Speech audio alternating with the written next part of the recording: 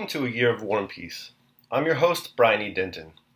A Year of War and Peace is a daily, year-long, chapter-by-chapter reading of and meditation on Leo Tolstoy's epic novel, War and Peace. In these videos and podcasts, you'll be treated to a free reading of one chapter per day of the novel, plus a reflective essay I've written individually tailored to that day's chapter. These readings are offered for free, though if you'd like to support me, you can do so in one of three ways. First, you could purchase my ebook, A Year of War and Peace. It features the entire novel, plus all of my reflective essays, and it's only $2.99 on Amazon.com. You could also become a patron at patreon.com/BrianEDenton. If you sign up there, you'll receive a sonnet once a month, plus a link to an ebook of my collected sonnets. Finally, if you like, you can make a one-time donation to my PayPal account. The email there is brianedenton@gmail.com. You can also use that email to contact me. I'd be happy to hear from you. Your support is greatly appreciated. Today's reading and reflection is on Chapter 165. Chapter 165. On the 29th of May, Napoleon left Dresden, where he had spent 3 weeks surrounded by a court that included princes, dukes, kings, and even an emperor.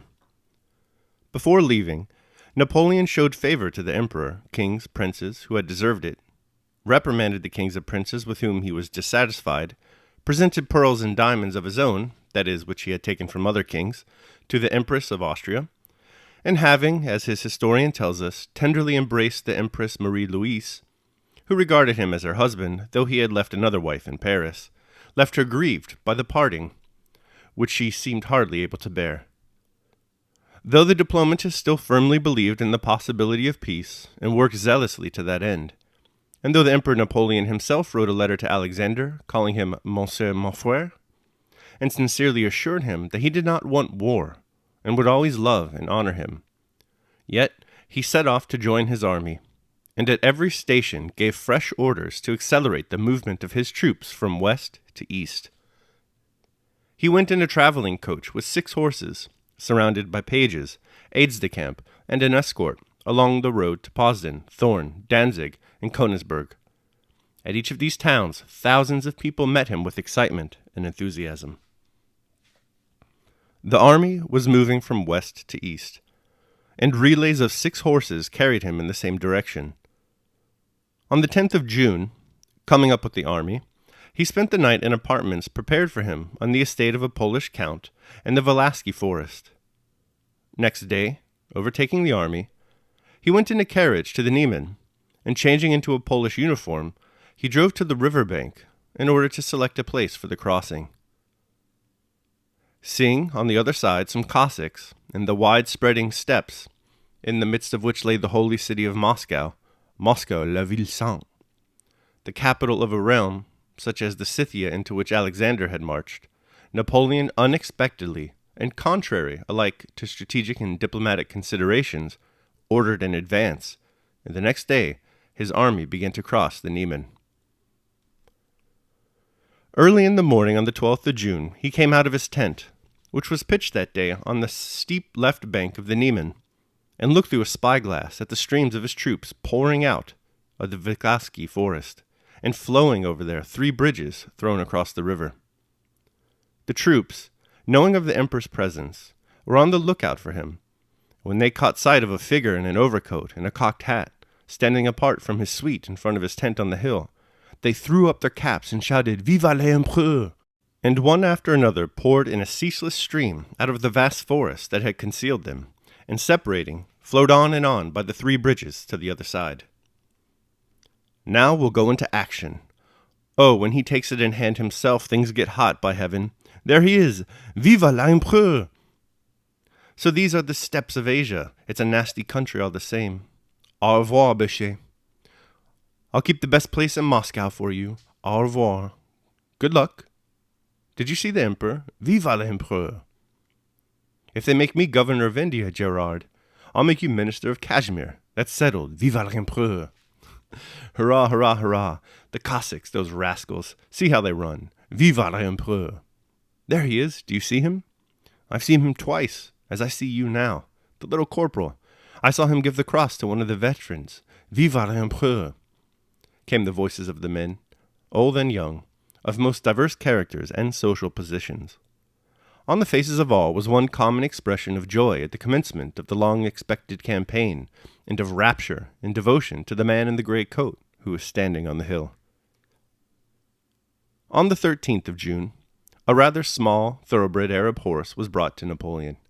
He mounted it, and rode at a gallop to one of the bridges over the Niemen, deafened continually by incessant and rapturous acclamations, which he evidently endured only because it was impossible to forbid the soldiers to express their love for him by such shouting. But the shouting which accompanied him everywhere disturbed him and distracted him from the military cares that had occupied him from the time he had joined the army. He rode across one of the swaying pontoon bridges to the farther side, turned sharply to the left, and galloped to the direction of Kovno, preceded by enraptured mounted chasseurs of the guards who, breathless with delight, galloped ahead to clear a path for him through the troops. On reaching the broad river Vilia, he stopped near a regiment of Polish Uhlans stationed by the river. "Vivant!" shouted the Poles ecstatically, breaking their ranks and pressing against one another to see him. Napoleon looked up and down the river, dismounted, and sat down on a log that lay on the bank. At a mute sign from him, a telescope was handed him, which he rested on the back of a happy page who had run up to him, and he gazed at the opposite bank. Then he became absorbed in a map laid out on the logs. Without lifting his head, he said something, and two of his aides-de-camp galloped off to the Polish Uhlans. "What? What did he say?" was heard in the ranks of the Polish Uhlans, when one of the aides-de-camp rode up to them. The order was to find a ford and to cross the river. The colonel of the Polish Uhlans, a handsome old man, flushed and fumbling in his speech from excitement, asked the aide-de-camp whether he would be permitted to swim the river with his Uhlans instead of seeking a ford. In evident fear of refusal, like a boy asking for permission to get on a horse, he begged to be allowed to swim across the river before the emperor's eyes. The aide-de-camp replied that probably the emperor would be displeased at this excess of zeal. As soon as the aide-de-camp had said this, the old mustached officer, with happy face and sparkling eyes, raised his saber, shouted "Vivant!" and commanding the Uhlans to follow him, spurred his horse and galloped into the river. He gave an angry thrust to his horse, which had grown restive under him, and plunged into the water, heading for the deepest part where the current was swift. Hundreds of Uhlans galloped in after him. It was cold and uncanny in the rapid current in the middle of the stream, and the Uhlans caught hold of one another as they fell off their horses. Some of the horses were drowned, and some of the men. The others tried to swim on, some in the saddle and some clinging to their horses' manes. They tried to make their way forward to the opposite bank, and though there was a ford 1/3 of a mile away, were proud that they were swimming and drowning in this river under the eyes of the man who sat on the log and was not even looking at what they were doing. When the aide-de-camp, having returned and choosing an opportune moment, ventured to draw the emperor's attention to the devotion of the Poles to his person, the little man in the grey overcoat got up, and having summoned Bouthier, began pacing up and down the bank with him, giving him instructions and occasionally glancing disapprovingly at the drowning Uhlans who distracted his attention. For him, it was no new conviction that his presence in any part of the world, from Africa to the steppes of Muscovy alike, were enough to dumbfound people and impel them to insane self-oblivion. He called for his horse and rode to his quarters. Some 40 Uhlans were drowned in the river, though boats were sent to their assistance. The majority struggled back to the bank from which they had started. The colonel and some of his men got across and with difficulty clambered out on the further bank. And as soon as they had got out in their soaked and streaming clothes, they shouted "Vivat!" and looked ecstatically at the spot where Napoleon had been, but where he no longer was, and at that moment considered themselves happy. That evening, between issuing one order that the forged Russian paper prepared for use in Russia should be delivered as quickly as possible, and another that a Saxon should be shot, on whom a letter containing information about the orders to the French army had been found, Napoleon also gave instructions that the Polish colonel who had needlessly plunged into the river should be enrolled in the Légion d'honneur, of which Napoleon was himself head. Couvent Pédéré de Menton. All right, that concludes my reading of chapter 165, concluding, of course, with my trademark excellent pronunciation of the French. I will now proceed to my reflection on chapter 165. A Year of War and Peace, day 165. Boundless and bare, the lone and level sands stretch far away. Our old friend Napoleon is back. Apparently he's been spending much of his time at the courts of Europe, and his ambition has been so thoroughly tickled by all the fawning and adulation that he has there that he has decided, contra Vinzini, to start a land war in Asia. He believes he can conquer Moscow, just like he's conquered everywhere else in Europe. Who could possibly stop him? Perhaps, though, instead of striding east in search of war with what must be something equal to the thunderous and soaring heroism of the symphony in E-flat major's Allegro con brio, beating a march in his heart, he should, as I'm sure we all do when making big decisions, revisit the ancient Greeks first. Those ancient Greeks had plenty to say about the dangers of hubris and unchecked arrogance.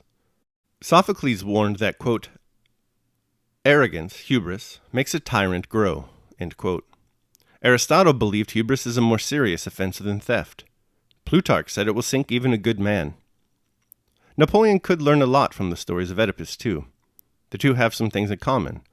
Both he and old Oedipus, after all, are the sources of psychological complexes. Napoleon doesn't listen to the Greeks, though. He's got a different Greek in mind today.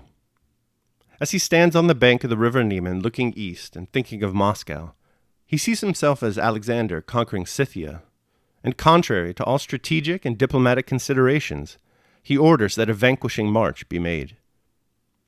There's nothing and no one to stop him.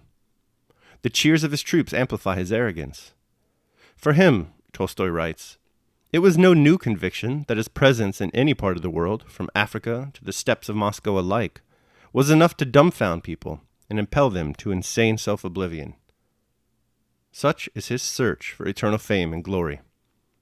Today, what remains of his lifeless body, defeated first by armies and then by time, lies in a tomb at Les Invalides. Daily Meditation. He who has little regard for the poor flesh that envelops him surely will not trouble himself over clothing and dwelling and fame and other such externals in show. Marcus Aurelius, Meditations. All right, so that concludes my reading of and reflection on chapter 165. I hope you enjoyed it. Thanks so much for joining me. Remember that if you'd like to support me, you can do so either by purchasing the ebook, A Year of War and Peace, becoming a patron at patreon.com, or making a one-time donation to PayPal. The links to all that are down below in the show notes. Tomorrow, we're going to be reading and reflecting on chapter 166. I hope you'll join me. Until then, take care of yourselves and others.